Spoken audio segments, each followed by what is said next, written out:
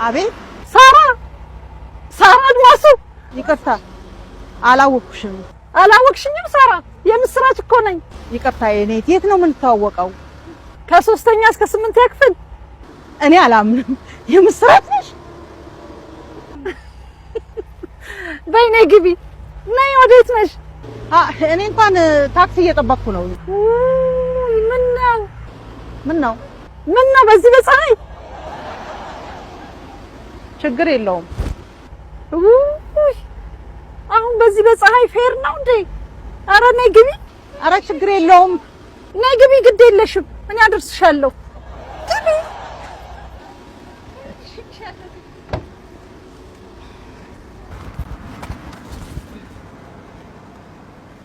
በጣም ይገርማል።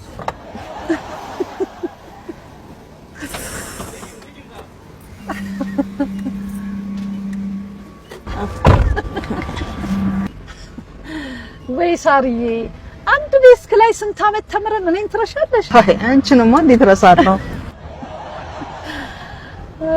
አይ ልክ ነሽ።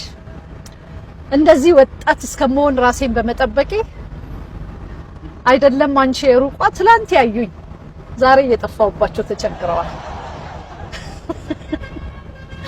እንዴት ነኝ ግን? አላማርብኝም? ኧረ በጣም አምሮብሻል። የዚህ ሁሉ ደግሞ ምክንያት ምን መሰለሽ? ለ15 ዓመት ብታምኝም ባታምኝም ያለማቋረጥ በየቀኑ ጅም እሰራለሁ። አንቺስ? እኔ ምን ጅም አትሰሪም? አይ ጅም እንኳን ባይሆንም ያው እንንቀሳቀሳለን ቤት ውስጥ ወዲያ ወዲህ ስንል። እኔ ያኔ ወደ መጨረሻው አካባቢ ምን ትዝ እንደሚለኝ ታውቂያለሽ? ከመምህራችን በፈጠነ የሂሳብ ስሌቱን የምትመልሹ ነገር እሱን ሳስበው በቃ ሳሪ ይሄኔ ሳይንቲስት ሆናለች እያልኩ ነበር ማስበው። እውነት ነው፣ እሱ እንኳን እውነት። በነገራችን ላይ እኔ የራሴን ንግድ ነው እየሰራሁ ያለሁት። አስመጭና ላኪ ሆኜ እልሻለሁ።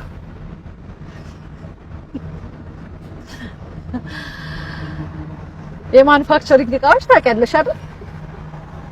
ከባለቤቴ ጋር ወደ 4 ድርጅት ነው የምንመራው። አንቺስ?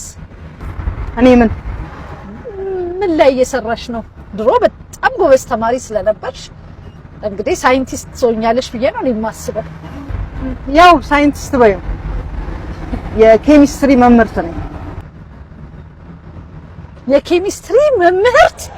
ምን ነው ሳሪ፣ ድሮ እኮ በጣም ጎበዝ ነበርሽ። የሆነ የናሳ ፕሮጀክት የምትቀርጪ ነበር የሚመስለኝ።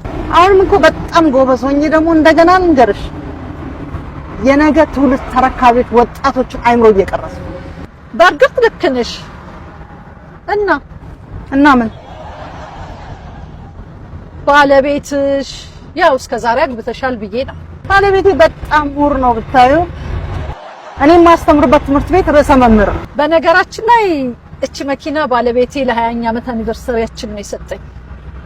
ኒው ብራንድ ናት፣ አልለጠፈችም። አንቺስ? እኔ ምን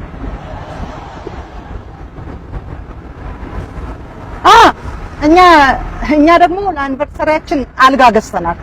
አልጋ? አዲስ አልጋ። አልለጠፈችም። ምን ነው? አይ በጣም ኤክስፔንሲቭ የቆዳ እኮ የጣሊያን እኮ አልጋ ነው። በጣም ውድ ነው። እኔ ርካሽ ነገር እንደማልወድ ታውቂያለሽ። ልክ ነሽ፣ አውቃለሁ ሳሪ። እና ለምን ቤተሰቦችሽን አታስተዋውቂኝም? እኔም ቤተሰቦቼን፣ ባለቤቴን፣ ልጆቼን ባስተዋውቅሽ ደስ ይለኛል። እሺ ካልሽ? እንዴ ለምን ይሻልልሽ? ደስ ይለኛል። እውነት? አዎ። እንደዛ ከሆነ አሪፍ።